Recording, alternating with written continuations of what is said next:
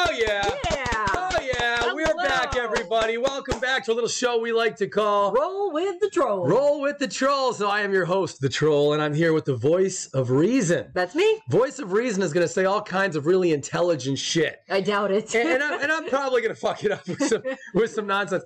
Guys, once again, we're sorry we're gone. We're having a lot of trouble here in our professional lives. So forgive me, but we are finally fucking back. So we're talking, I got a special treat for y'all. We're not just going to review Halloween, The Curse of Paul Rudd. we are, and I swear, the acting couldn't be worse from him. It was not good. Oh, that son of a bitch. I mean, I'm not convinced that was his fault, but it was not good. The fact that the cast of Friends only a couple years later went, that's the guy. We need him to be Phoebe's new love interest. Oh my God. It's hilarious that they didn't even think of that. It's so odd that he went from this to that. But anyway, yeah. So we're not only going to review that, but we're also going to review Halloween 6, which is the producer's cut. So we're going to kind of review them simultaneously since they're contrast. Yeah, similar movies, just very different endings. But so let's get into it. I got to tell you this. I'll tell you, voice of reason. Yeah. There's a couple reasons why this film or these films are very special to me. Why is that? Well, because, all right, for one thing, this was the first one. The theatrical was the first Halloween film I ever saw in a theater. Really? After watching 4 and 5 just feverishly over and over and over again as a kid and wishing, like, we want a sequel. Give us a fucking, just a sequel. Okay. All the time. And then we finally got it. I got to see it in the theater. But another reason is also, this was my introduction to the Barry Sims podcast. I was not a frequent listener to the Barry Sims podcast until I discovered it on this movie. Podcast? What are you talking about? Sure, Barry Sims. He's a major character in the story. He's fucking awesome. He got up in that tree. Yeah. Remember what he was doing? He started like jerking blood all over the place. Oh my God, stop. That's awesome. So that's how I discovered his podcast back then in 1995. Okay. There was no podcast in 19 whatever this was. Nah, you don't know what you're talking about. I'm sure I don't. So I've loved the show ever since. Okay, moving on. Right. Moving on. You know, I want to talk about this. The writer's name is Daniel, and it figures he would name the kid Danny, right? That's always how that works. Yeah. The writer's name was Daniel, and guys, if you don't know the history, and you probably do, the audience knows more about Halloween than I do. They do. But the story, the way this whole thing goes, the way this came about, was Halloween 4 and 5, left things off on a really weird note because it was like, who's the man in black? Yeah. Why did he take Jamie, or didn't really take Jamie at the end of Halloween 5, but now we find out they did. Yeah. So there was a cliffhanger ending that needed explaining. And the truth was the writers and the people behind Halloween 4 and 5 had no idea where this was going. Yeah. It was very much like the Star Wars Disney trilogy that they had no plan. No, I think it was worse. Yeah, maybe. So this guy, this writer, his first name is Daniel. He comes along and he just says, no, I'm a fan and I got it. He had not written a major film before. And he said, I've got this all figured out. And son of a bitch, I think the bullet points on this movie that he came up with to sew it all together were brilliant. There were some good ideas in this. Having the man in black be Dr. Wynn was brilliant. Yeah. That is a really great way to tie it back to the first film. Mm-hmm. I just think that was a brilliant idea. A full circle moment. Yeah, it really worked. And then he explains the time jump, and this is where things get pretty dark. But the time jump as to why they didn't really do anything at the time, well, because Jamie was only 10. She was too young to be raped by her uncle. Oh, my God. Oh, God. So we had to wait until she was older. And so that explains the time jump, which really just the only reason for the time jump was because of all the chaos and I need more. There's not enough hell. Wine for me right now. You need more wine right now. Yeah, this part of the plot, you're really like. I was on board with a lot of the ideas and maybe they weren't all that well executed, but there were some really good ideas in the story. But man, when they got to the part about how Jamie conceived her baby, I had to tune out for a while. I was like, God bless, are you serious? I remember being shocked in the theater. I was a young man in the theater. Too much, I remember thinking, like, are they really doing this? Like, they really did it. So let me get this straight. So, like, they had Michael impregnate his own niece. And like, I'm just imagining the pitch, right? Like, when this Daniel guy goes to, and he pitches this to the movie studio, he's like, no, I'm going to explain the time jump. It's 6 years later, but here's why. Michael rapes his niece And so, of course, and to have a baby, so he can't do that when she's only 10. He had to wait till she was like 16. And they're like, this is getting really dark, even for a Halloween movie, dude. Even for Hollywood. And he's like, fuck it, I'm a fan. The fans will dig it. Like, I mean, that's, yeah, I know. This is almost as bad as what's going on behind the scenes in Hollywood. You realize? Yeah. This is almost, yes. This is almost as bad as what goes on at that fucking island they all go to. Oh, my. But, you know what I thought, too? They never use the word rapes, and they're careful about the way they word it. Yeah. But so she makes clear that it's Michael's baby, and that she's like, you can't have the baby, Michael, and all that. But it's almost like those. Don't hurt me. Do you ever see those old movies like the 40s and 50s? They never use the word rape. They use words like attack. Yeah. You know what I mean? Like the original Cape Fear did that. He's like the man attacked 4 women last night. Right. And they never tell you what attack. Like attack. Well, it can mean anything. What do you mean attack? And like they never made clear exactly what it was. And then much later in the film, you kind of realize, okay, I guess they're talking about rape, but it's not clear enough. And here because there's a baby involved, but they don't want to outright use the word rape, even though that's obviously what's happening here. Oh my God. Very dark subject matter. Very. I was shocked when they went with it, but here's the thing. Here's the reason I like it. The really dark, twisted part of my brain is like, it's making me forget this is a Hollywood production. Yeah. Because it's so out there. It's just so out there. This is such a radical, creepy movie that true. Like I actually forget. Donald Pleasance is a fucking real actor. He's like an actor with like a real history, and people respect him. And the fact that he's like, okay, I'll sign on for this movie about the rape of a 15-year-old. You know what I mean? Like Jesus, poor Jamie. Look at Wasn't she supposed to be a couple of years older than that? Wasn't she supposed to be like 18 or something? Well, I don't know what officially they wanted the time jump to be, but no, she's not. Because she was 10 in Halloween 5. They made that clear. They said she was 10. Right. And then in this movie, they specifically say 6 years ago, Michael did blah, blah, blah. So no, she was 16. Yeah, she was 16 years old. Okay, it was clear. Yeah, so she's 16 years old. I was hoping that she was at least like legally an adult, but no. Not even that. No, Michael didn't care. And neither did the people at Smith's Grove. That's some sanitarium when the people running the fucking thing are orchestrating rapes. And then when she has the baby...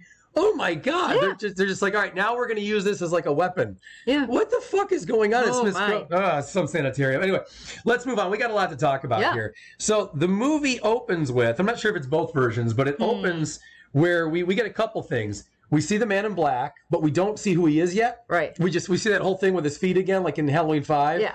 I remember, I think it was a theatrical that does that. I remember in the theater, I'm like, can you just fucking show us who he is?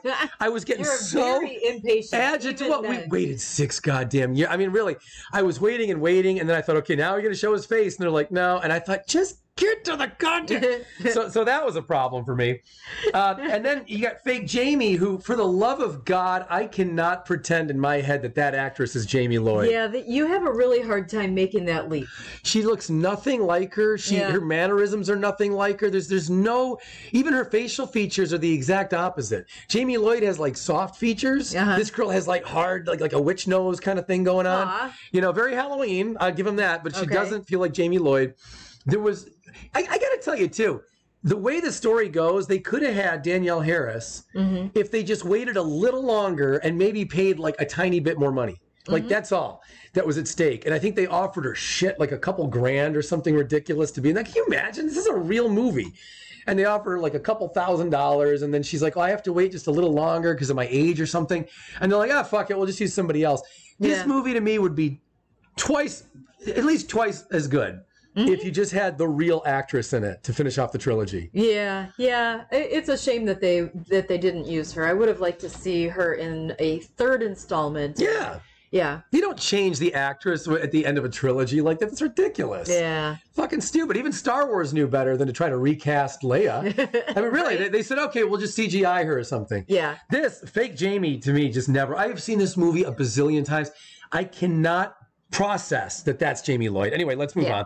Creepy feel in the movie, right? Yeah. It's creepy. And you never get the advantage of actual Halloween night with trick-or-treaters and all that.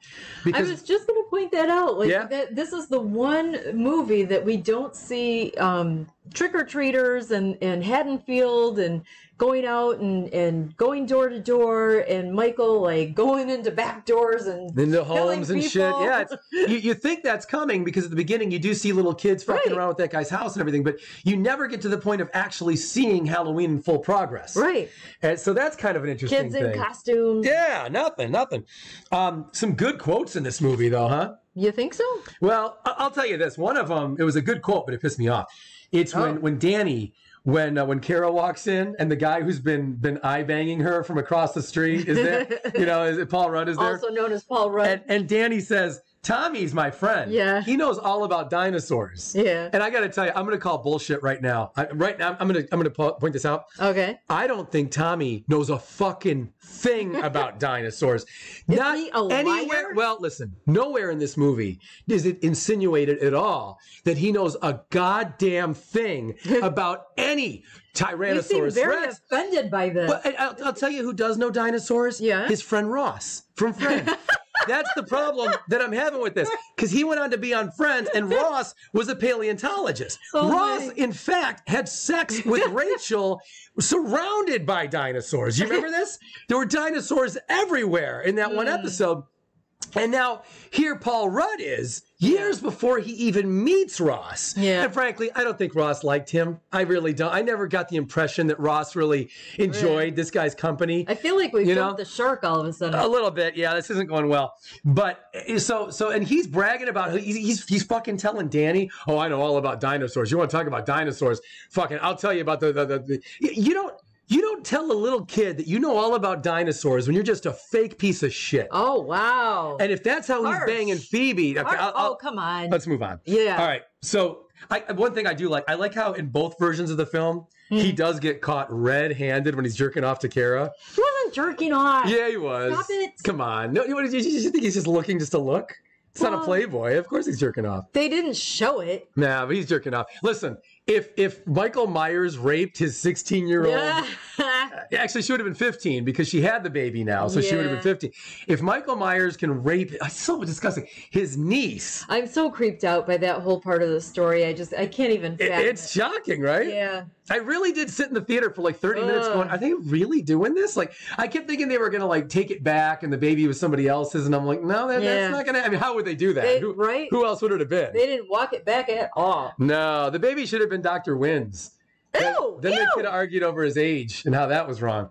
Oh, hey, you know what I really love in this movie? What? Once again, we get Donald Pleasance going off about the rage, about Michael's rage. Yeah. I love when he starts talking about the rage. Yeah. The rage, Michael, the rage. The one thing in this movie, he does not try to convert Michael. Do you notice that? Yeah. In the other movies, he's like, please, leave the people of Haddonfield alone. Yeah. This movie, he doesn't even bother. He gave up. They're all, it's like, it's almost as if he was never Michael's psychiatrist anymore. Yeah. He's just like past it. He's like, fuck it. After what happened in the last film, I collapsed on top of you. We almost kissed at the end. Just let's move on.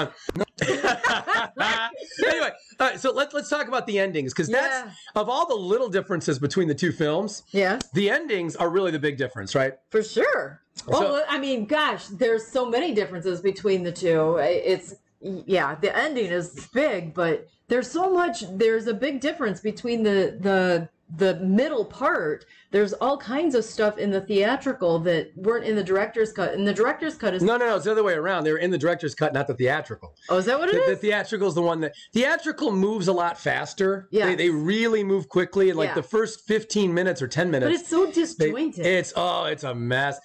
When I saw it in a theater, I was so confused. I'm like, what are they doing? They're just flying around. And I tell you, the part that I think makes this look like the most studio-interfered movie I've probably ever seen, and I'm not even kidding, I think it's in the top few. The studio interference becomes really obvious. Like it's obvious from the beginning, but it becomes really obvious once they're drugged and the bad guys take Kara and Danny and then they leave Donald Pleasance and they say it right there. They go, "Why didn't they just kill us?" And he's like, "It's his game." It doesn't make any sense. And then notice once Loomis confronts Wynn in the theatrical and he points the gun at him, then all they do is they knock him out and just so he can come back up and come at him again. Yes. It's ridiculous. But the ending is a lot better in the producer's cut, right? Yes. Oh, for sure. Yeah, it's cheesy and it's kind of more old school, but I think that ending just works a lot more. The other ending, you don't even know what they're doing with Kara. It was very abrupt. It was bizarre. It's just so stupid. That ending that they put in the theatrical is ridiculous.